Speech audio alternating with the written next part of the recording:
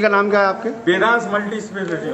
उधर ग्वालियर कलेक्टर कौशलेंद्र विक्रम सिंह से पूर्व मंत्री गोविंद सिंह खासे नाराज हैं। उन्होंने पत्र लिखते हुए कहा है कि उन्होंने 23 अप्रैल को 22 बार फोन किया, लेकिन उनका फोन रिसीव तक नहीं किया गया।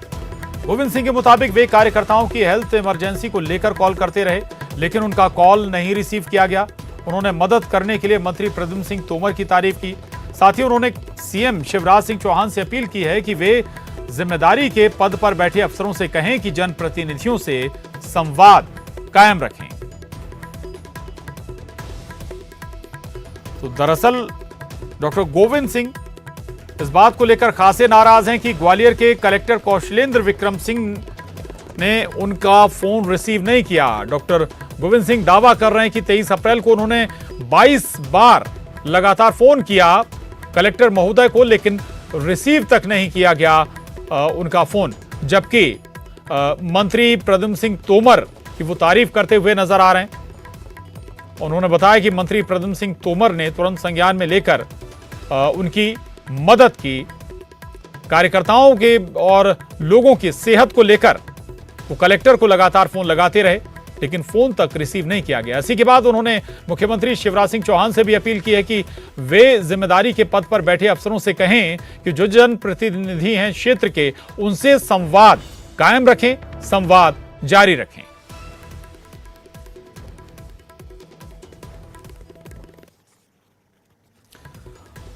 हालांकि यह हैरान भी करता है कि स्थानीय विधायक और जनप्रतिनिधियों के भी अगर अधिकारी कलेक्टर महोदय फोन नहीं उठा रहे हैं तो फिर किस जिम्मेदारी से वो जिले की जिम्मेदारी संभाल रहे होंगे, स्वास्थ्य सुविधाओं की व्यवस्थाओं को दुरुस्त कर रहे होंगे, ये भी सवाल है। मनोज हमारे साथ जुड़ गए।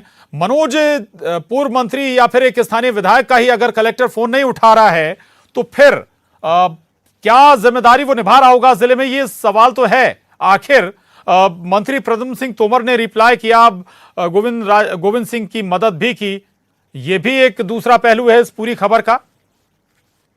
जी बिल्कुल, क्योंकि अभी जो संकट का दौर है उसमें तमाम लोग, चाहे वो किसी भी वर्ग से आते हो, जनप्रतिनिधि हो या फिर दूसरे प्रोफेशनल वाले, लगातार मदद लोगों की कर रहे हैं। और यही कारण है कि जब दो लोगों की मदद करना थी कोविड को लेके, तो ऐसे में डॉक्टर गोविंद सिंह ने सीधे कलेक्टर को फोन लगाया और उनका ये आरोप है कि 23 अप्रैल को सुबह 11 बजे से रात को 9 बजे तक उन्होंने कलेक्टर को उनके नंबर पे, साथ में उनके कार्यालय के नंबर पे करीब 22 बार फोन लगाया, लेकिन उन्होंने कोई जवाब नहीं दिया और साथ ही ना ही उन्होंने कॉल बैक किया।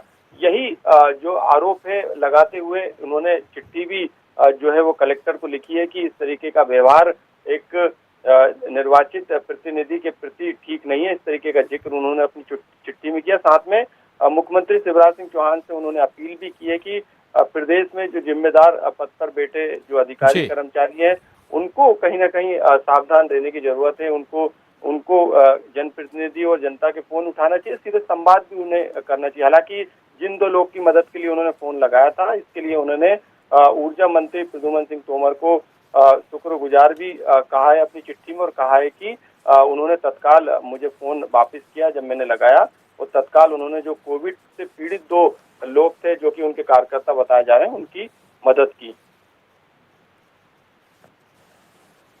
बिल्कुल बिल्कुल मनोज, अगर ठीक है कलेक्टर पर सवाल यहाँ पर डॉक्टर गोविंद सिंह उठा रहे हैं, लेकिन स्वाभाविक है कि जो अंदाज, जो तरीका प्रद्युम्न सिंह तोमर दिखा रहे हैं, लगातार लोगों के बीच पहुंच रहे हैं, ये हौसला बढ़ाता है, लोगों का विश्वास जगाता है। और ऐसा और दूसरे जनप्रतिनिधि भी अगर लोगों के लिए सामने आए तो ये वाकई में एक अच्छी पहल भी होगी। लेकिन हमें ये जरूर समझना होगा कि जो जिम्मेदारी होती है वो जिला कलेक्टर की होती है, पूरे जिले की। कम से कम प्रशासनिक अधिकारी व्यवस्थाओं में जुटे रहें तो शायद हालात इतने भयावह ना हो। जय आरोग्य अस्पताल में ऑक्सीजन खत्म हो जाती है, मंत्री प्रद्युम्न सिंह तोमर जब संज्ञान लेते हैं तब वहां ऑक्सीजन पहुंचती है। क्या ये काम जिला कलेक्टर का नहीं था क्या?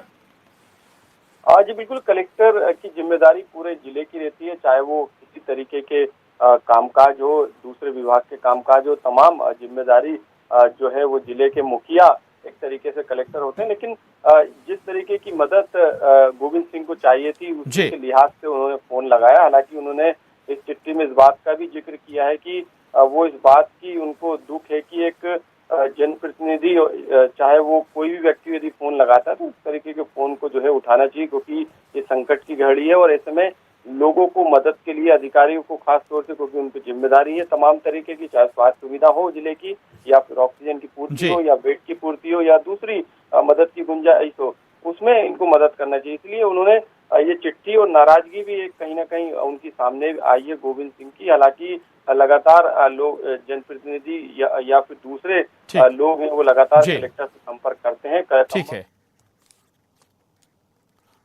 बिल्कुल लगातार अधिकारियों से संपर्क कर रहे हैं। कई बार हालांकि ये भी होता है कि रिसीव हो भी जाते हैं फ़ोन और मदद हो भी जाती है, लेकिन कई बार ऐसे हालात भी बनते हैं जो ग्वालियर में बने, जिसकी शिकायत डॉक्टर गोविंद सिंह कर रहे हैं। बहुत शुक्रिया मनोज आपका जानकारी के लिए। आगे बढ़ते हैं, उधर ऑक्सीजन टैंकर ग्वालियर पहुंचा है, जहां कमला राजा अस्पताल में गैस प्लांट में रिफिलिंग की गई है। आपको बता दें कि देर रात जय आरोग्य अस्पताल के आईसीयू में ऑक्सीजन खत्म होने के बाद मरीजों को शिफ्ट किया गया था। इसी दौरान 2 मरीजों की मौत हो गई। वहीं जबलपुर में ऑक्सीजन की किल्लत के बीच देर रात ऑक्सीजन की पहली खेप का टैंकर शहर में पहुंचा और टैंकर में 16 टन ऑक्सीजन है। ऑक्सीजन टैंकर पहुंचने पर बीजेपी कार्यकर्ताओं ने खुशी का इजहार किया। बीजेपी सांसद राकेश सिंह ने अपने व्यक्तिगत प्रयासों से ऑक्सीजन टैंकर भिजवाया है, जिसका इस्तेमाल मेडिकल कॉलेज में मरीजों के लिए किया जाएगा। ये 2 तस्वीरें ग्वालियर और जबलपुर से हैं। ग्वालियर में भी ऑक्सीजन का टैंकर पहुंचा और जबलपुर में भी ऑक्सीजन का टैंकर पहुंचा है।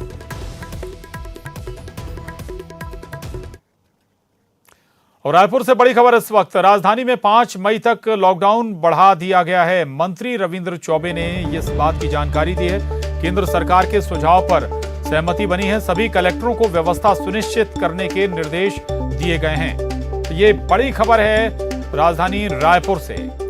5 मई तक रायपुर में लॉकडाउन बढ़ा दिया गया है। मंत्री रविंद्र चौबे ने इस बात की जानकारी दी। दरअसल केंद्र सरकार के सुझाव पर सहमति बनने के बाद सभी कलेक्टरों को व्यवस्था सुनिश्चित करने के निर्देश भी दे दिए गए हैं। तो अब 5 मई तक राजधानी लॉक रहेगी, ताकि संक्रमण के जो मामले हैं वो बड़े शहरों में लगातार बढ़ रहे हैं और उनमें राजधानी रायपुर एक है।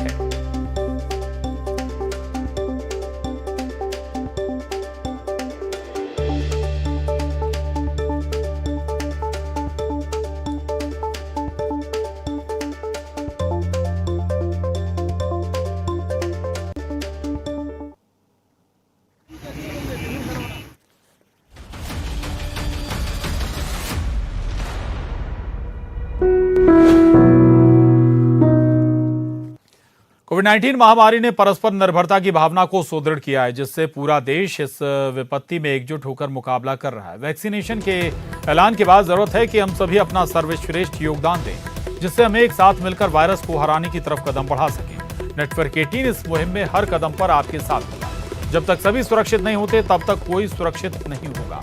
इसी सोच के आधार पर हमारे कैंपेन संजीवनी का लक्ष्य ये सुनिश्चित करना है कि वैक्सीन पाना सभी भारतीयों का अधिकार है।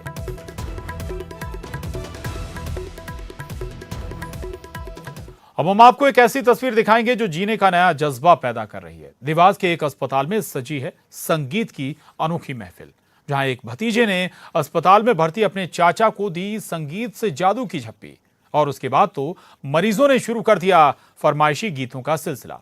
आप भी देखिए और सुनिए जिंदगी का ये साज।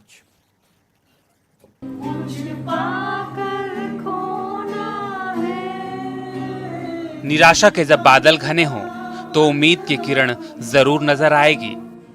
अंधेरों को चीरती हुई रोशनी फिर जगमगाएगी। जिंदगी एक प्यार का नगमा है, ये सुर भी सुनाएगी।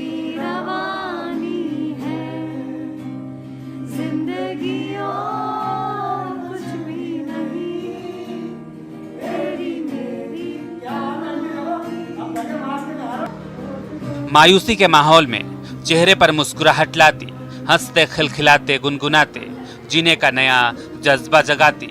यूं ही कट जाएगा सफर साथ चलने से, ये विश्वास भी जगाती ये तस्वीर आई है देवास से। यहाँ के एक प्राइवेट अस्पताल में ऐसे ही संगीत की महफिल सजी है। मरीज भी गुनगुना रहे हैं, जिंदगी का नया साज सुना रहे हैं।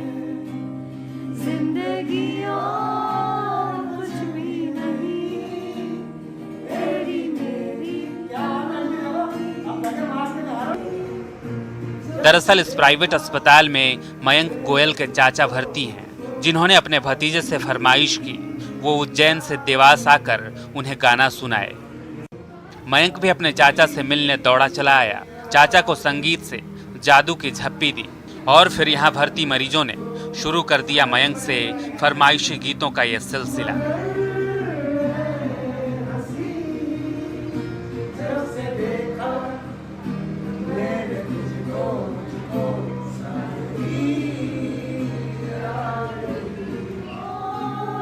ये वो मरीज हैं जो तमाम तरह की बीमारियों से जूझ रहे हैं। इस पैंडेमिक माहौल में उनके टेंशन को दूर भगा रही है ये म्यूजिकल थेरेपी। कैसे इन नगमों ने माहौल को खुशनुमा कर दिया है। ये धुन कह रही है उम्मीद मत छोड़िए, ये बुरा वक्त भी गुजर जाएगा। देवास से वरुण राठौर के साथ bureau report, news 18 Madhya Pradesh, Chhattisgarh.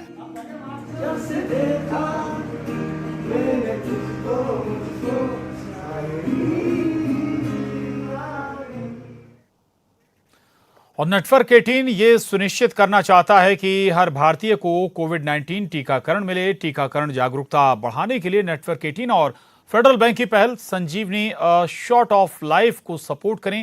Health experts, Apollo 24/7।